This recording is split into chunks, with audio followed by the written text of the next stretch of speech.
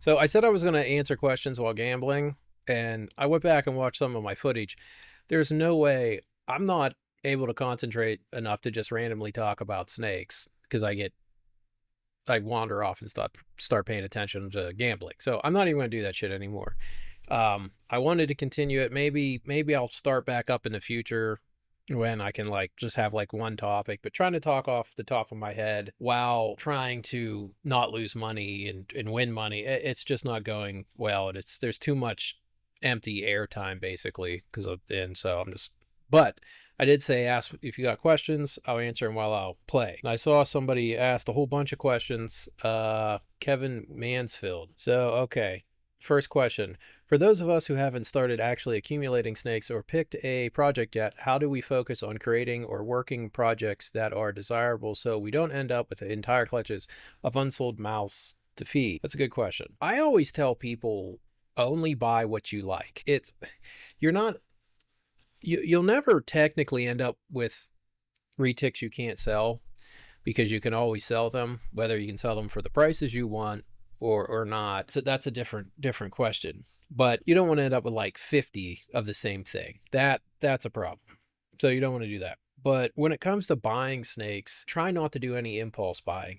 That's a big one. Try to avoid any impulse purchases because a lot of times when people are new to this, they get this, then they get this, then they get that, then they get another one of these, and all of a sudden they got 10 or 20 retics, and none of them really go together, because if you end up with like a blonde and a ghost and then an Indo caramel, like, you know what I mean? Like you end up with like all these different things that all pretty much have to end up being their own, really their own projects, and nothing really meshes together. How I would do it is I'd find 3 to 5 morphs you like and 3 to 5 localities you like and go from there. If you're doing this strictly to make money, then you can just produce pretty stuff. Purples, Indo caramels. If it's just strictly a money thing, just pretty versions of those and the morph combo versions of those will always sell. If you're doing this for maybe higher end stuff or something you specifically like and money isn't the front and center, then strictly only get what you like. If you like motleys, then get motleys. You'll be able to sell them as long as you don't make too many. How do we focus on creating or working projects that are desirable? Well,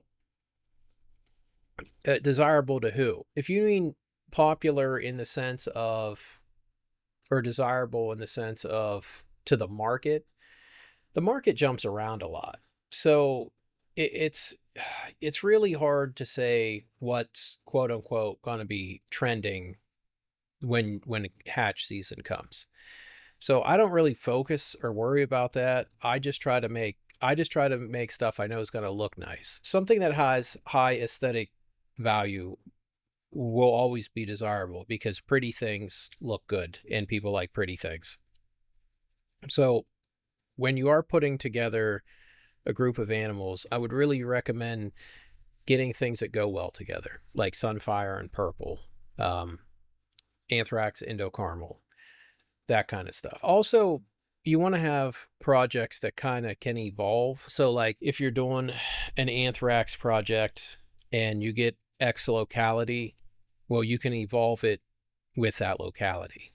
So that would be something I would look into as well. Like whatever your project is, make sure you can keep pushing it forward. Whether you're trying to keep it pushing it forward with better looking colors, better looking patterns, or a higher percentage, super dwarf blood. So that's what I would do. I would get what you like, make sure what you like at least complements each other, and be able to have something to push it forward. So hopefully that answers that question. 2, for someone starting out, is it better to create a project or find someone that started a project that they're selling? Okay, create your own project or buy a project. Well, that depends. That depends what you want to do. I can tell you right now, if you are starting brand new projects, selling things like double hets, triple hets is a fucking nightmare. Very few people want to take the time. I'll give you a good example. A long time ago, like over 10 years ago, like 12, 13 years ago, I made double het purple anthrax, and I thought it was a really small clutch too. I thought I needed 20 or 30 of them because the whole world was going to be beating down my door to get them. Well, I had trouble selling like the 2.2 or 3.3 that I was selling because nobody wanted to spend the money. And, funny thing is, a lot of the purple anthraxes and orange glow anthraxes and all that, they all come from like these 6 snakes that I made like back in 2012 or something. Only a handful of people ended up getting them, and I actually left go of the project because I was moving into Indo-Carmel. So when it comes to starting your own project, if you're okay with kind of being a trailblazer on that one, I guess, but you got to remember, if you start something new, especially if it's involves something that we don't know exactly how it's going to look, you're probably going to have to see that project to the end and get the end result before people really show an interest, which is fine if you're willing to put the time in. I would say I start all my own shit. So like for me I can't tell you not to do that, but at the same time, I can tell you it's not the best way to make money. Like I got, when I made Calatoas and Super Dwarfs a long time ago, nobody cared. When I hatched out the first clutch of Meduse, nobody gave a shit. When I made I think it was the first or some of the first double het anthrax purples, nobody gave a shit. When I made Sun Slayer stuff, Sun Tiger Slayers het albino and Slayer Tigers had, nobody cared. You know what I mean? Like this would have been a long time ago, but then I got out most of when I got in Karampas, nobody knew what they were. Nobody cared. So that is kind of a problem when you are starting something new, because no one's going to give a shit because it's not cool yet. So so just be careful with that. If there's a project that you like say a pied Superdorf, if you can get the hets that are a year or two old, get those. Save yourself the time of buying a mainland pied and a Superdorf and breeding them and raising them up. Save yourself some time and money, because it's going to cost more time and money for a project like that than it is, to start a project like that, than it is to go buy the project that somebody's already started, unless they're charging astronomical amounts. Like if they're charging something crazy like $14,000 for double hets or something, which we all know somebody who would gladly charge you that. Yeah, I don't want to. The answer is both yes and like you should start your own projects and you should buy into them. It just depends on the situation. I tend to lead towards starting my own stuff, but I'm also not in a hurry. I'm trying to make the best looking version of something. I'm not really ever trying to be the first to do it. I've been the first to do a lot of things because I'm trying to make the best version of something. So like being the first to do it on a lot of things, I was the first to do things, was basically what happened because I was trying to actually shoot for something else. So hopefully that's really up to you. Time, money, and if you're going to have stuff for sale from it and it's a new project, something's never been done before, just don't expect people to have the common sense to realize the value of it, because they don't. Trust me. Nobody, it's only stuff that I did 10 and 15 years ago it took a decade for people to see the value in it. Just fair warning on that. If we consider the colors and patterns of different locality bring to the project as tools, how do we select the right tools in each circumstance to create attractive animals that we can then reduce at a later time to more manageable size? So we're just going to replace a lot of this with selective breeding. We'll just say that. How do we select the tools for each circumstance? Okay, that's the real question there. The reptile industry generates over $1.5 billion annually. Unnecessarily high shipping rates and processing fees are hurting profits. The Processing and Parcel Solution finds you the best rates on shipping and processing fees. If you're doing high volume shipping and or credit card processing, the Processing and Parcel Solution would like to work with you to find you the savings you deserve. We are looking to work with more reptile-related businesses, so reach out to the Processing and Parcel Solution today. Use promo code RNBTPPS for a free consultation. You have to understand when you're doing any kind of selective breeding, you kind of have to break the the snake pattern and colors into pieces, which your essential, you got your back pattern, your side pattern, and your color spectrum. You can really break it down into 3 main sections. And the back pattern and side pattern are very closely connected. If you're using morphs, the harder part is, how do I pick the right secondary traits to either offset something or improve something? So you're like, something that limits black, are you going to try to thicken black, or do you want less black? So for each circumstance, you have to answer a question. Okay, what am I working with? What is its functionality? And we'll say platinum. Platinum's functionality is thinning out black and shutting off anything on the color spectrum basically darker than yellow and green, with the exception of the black part, but that's a whole different section. That lightening up of the color typically exists within the section of pattern that I call pattern outlining. It's where all the color basically lives on a retic. It's what surrounds the black outlining itself. So if you want to make brighter yellows, right? Well, Ballies can do that. Mindanaos can do that. Ternates can do that. If you want them to go the darker route, you got Halma, you got Solaire, you got Tambelongan, you got Sola. So you have to think of it like that. So with understanding the functionality of platinum, if you want thicker black, then use a bright ternate. You get some bright colors and you get thicker black. So you get a 2-for-1 offset. So that's really the question here, is how do you pick for the circumstance? It's you have to answer the question, what am I trying to do? And the thing I'm working with, what is its functionality? If you answer those 2 questions, it's pretty easy. Then you just have to pick out the locality. A lot of what I'm doing with the ternate work and Mindanao work, it's all selective breeding to make stuff look nicer, and also stack traits like thicker black, wider color spectrum, wider pattern outlining. And that's to offset, which is the second part of this question, of breeding down to a manageable size later. That's what I'm doing. So, I'm actually solving a problem for the future. Like, I'm solving the immediate problem, which isn't really a problem, of just creating higher aesthetic value to a morph via Mindanao or ternate and their traits. But I'm also solving the problem later on down the road of downsizing it a little bit using medium-sized localities instead of mainland localities, and I'm offsetting what you lose from the traits of superdwarfs, which is very limited color spectrum, typically thin black. All right, next question. 4.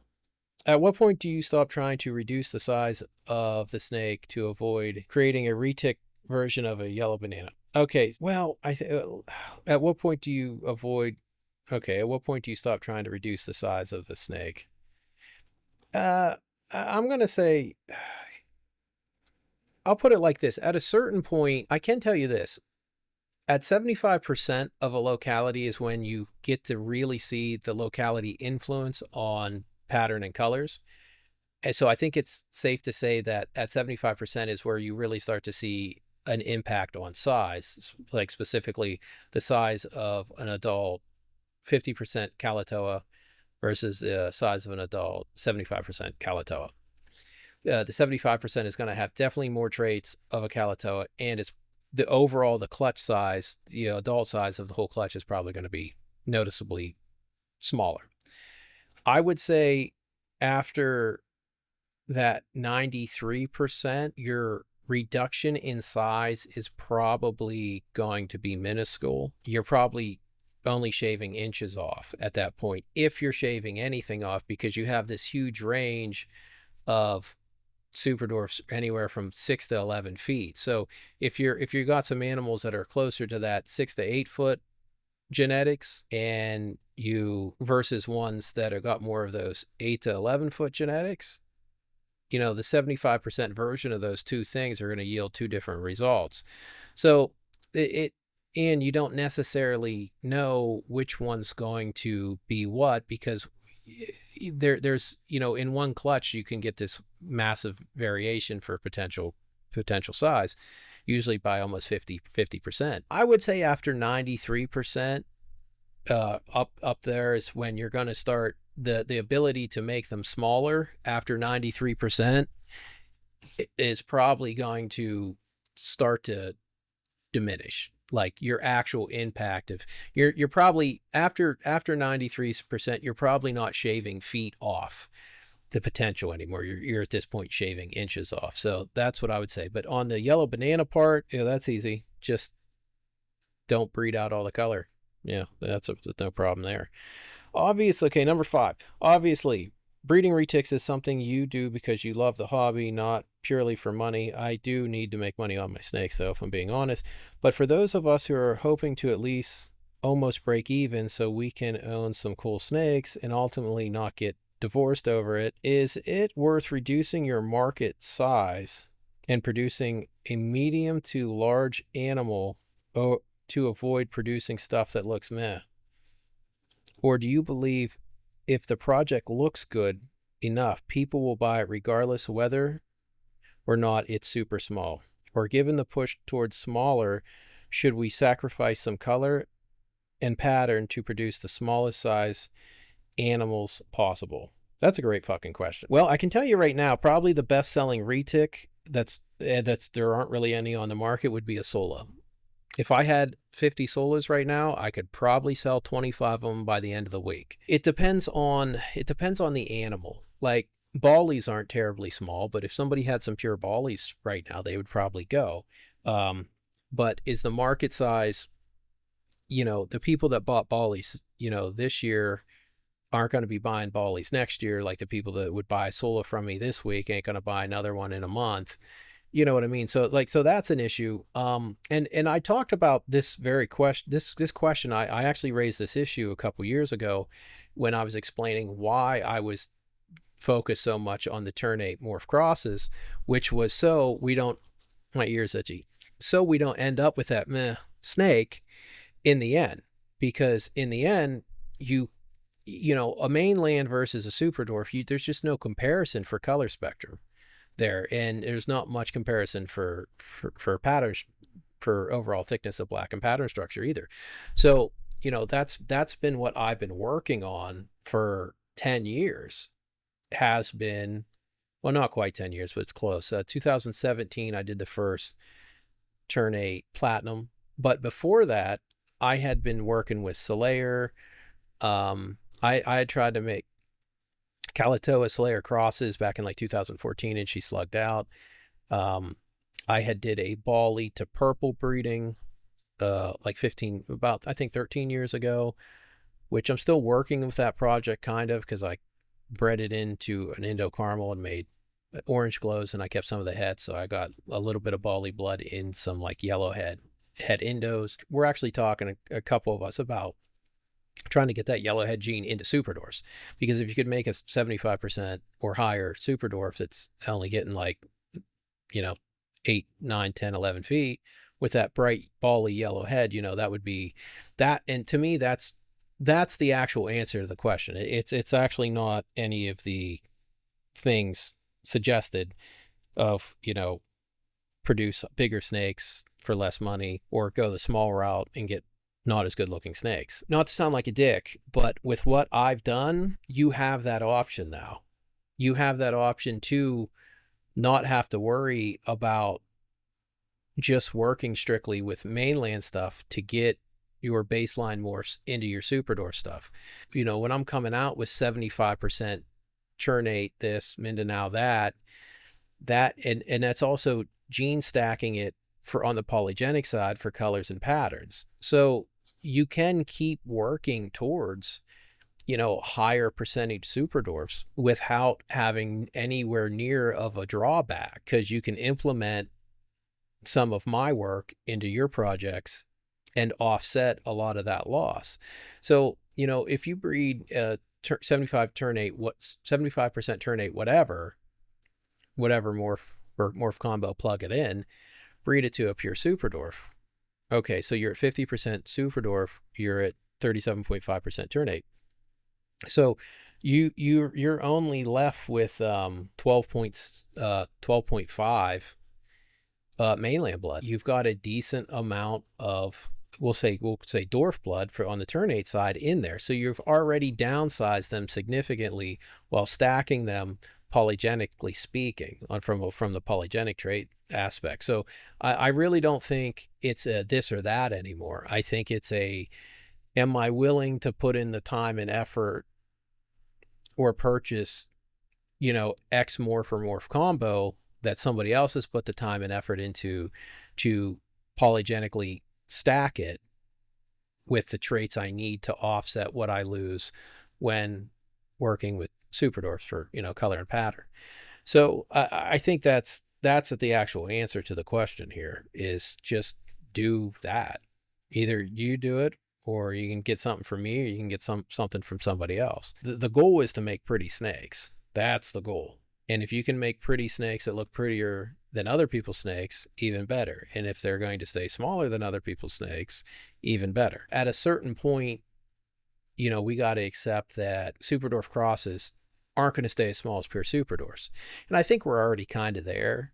So, there's only a handful of people dumb enough to believe any of the ROR bloodline nonsense. Like, that's kind of just, nobody buys that anymore. That's just, I'm sure there's a handful of people still dumb enough, but for the most part, we just accept that there's no logical reason for these crosses to only get as big as the pures, except that you got to accept that you can't actually continually make a snake smaller and smaller. Like it caps out at its potential growth, and whatever that potential growth is what it is. So yeah, just worry about selective breeding, polygenics, and focus on making the nicest stuff possible while shrinking it down with superdwarf blood, but just use locality traits to offset it. That's all you got to do. All right, next question. If someone wants to work a single project effectively, how many animals do they need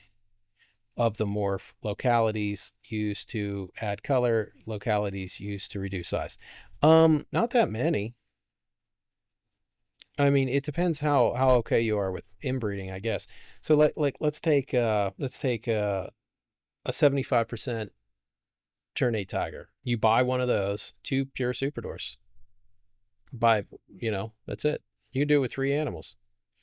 You could buy that and get a male ternate tiger, 75%, get 2 female calatoas, and then you could do 1 breeding. You're at 50 and 37.75, and you take one of those, run it back to the other female superdwarf. Now you're at 75 and whatever the math is on that, which is what, 18 point whatever. So now you're up in the 90 some percentile. So it's not, yeah. You can literally do it with 3 snakes.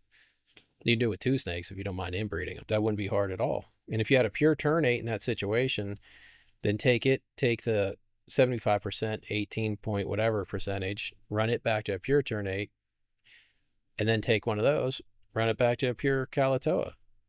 Your percentages are going to be ridiculous at that point. And so yeah, you can literally do that with 3 or 4 snakes, no problem. I like I said in the beginning, I recommend 3 to 5 morphs, 2 or 3 localities, 2 or 3 superdwarfs, like for a collection. You need to, and it's whatever localities you want, whatever colors and patterns style you like, get that. Just get that. Don't get what you like. Don't get whatever's cool this week. Because like maybe Kayawati is going to be cool this week. Well, guess what? Kayawati for your sunfires isn't going to help you. So you need something other than Kayawati if you're trying to make really, really nice sunfires. 7.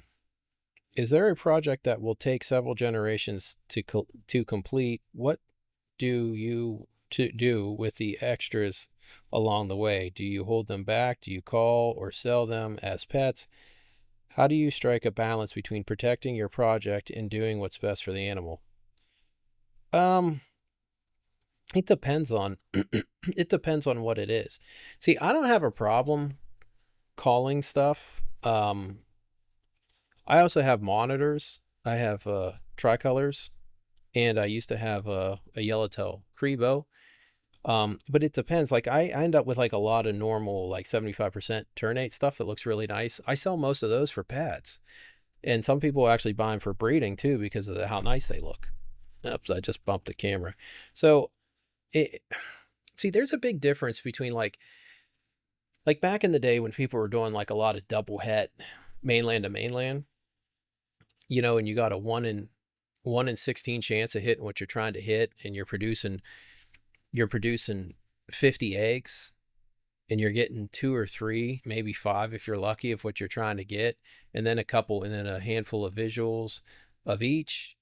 And then you have maybe out of that whole clutch, you got out of a clutch of 50, you end up with less than 20 visuals or double visuals. Now you have 30 plus post double hets. That's a lot of snakes to kill off.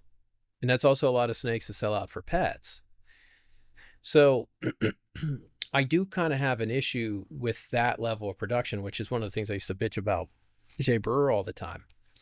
But if you're doing that same breeding with any of these dwarfs or super dwarfs or any, stuff that are laying small clutches, and you're getting 12 eggs, and you get 2, 3, maybe we'll say 4 visual / double visuals. Well, now, you're only looking at 8 animals versus 30 that you got to find homes for, or 8 animals that you need to call. Or maybe if you're male heavy and you just know that you don't want them to end up in a shit home, then call them. Sell them to, king cobras need to eat too. This is the fucked up thing when people want to go on like some moral tirade about, oh, calling retics, you shouldn't be breeding them, you shouldn't do this or anything else. What about all our feeders? Well, they're animals too. They have just as much of a right to life.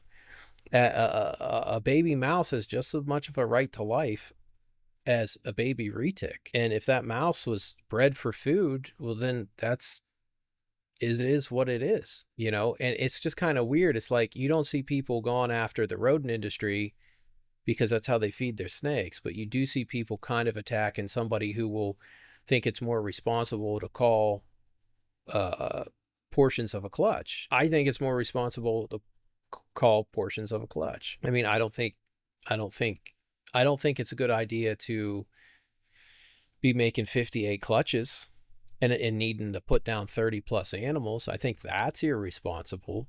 But if you're a king cobra breeder, or your friend's a king cobra breeder or has king cobras, and now that's a source of monetary income, and you're euthanizing them humanely, well, what's the right thing to do? Not because you got 3 options. You can not do the breeding and not make the double visual. You can do the breeding and dump the POS double hets at dirt cheap on the market so idiots buy them, or you could call them humanely, euthanize them humanely, and sell them to people who need feeder snakes. So it's morally, it's up to you to make that choice. Those are your 3 choices. But if you don't like the last 2, then you can't really pick the first one. If it's immoral to sell them or call them, then it has to be immoral to do the breeding to begin with. So, and that's the part people forget to take into consideration. So I hope that answered. Somebody else sent me some questions here. Let me pull this up. I'd like to hear your thoughts or experience with parthenogenesis and androgenesis, androgenesis. Okay. Yeah, I see it a lot. We don't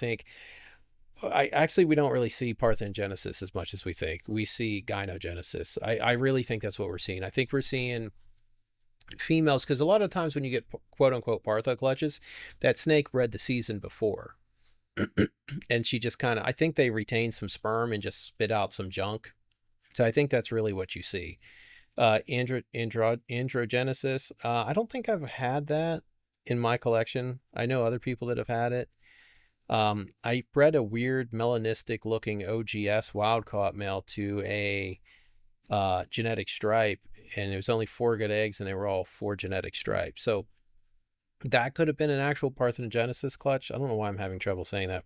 Parthenogenesis clutch, or It could have been his sperm was junk, because every other time I bred that snake, I got junk.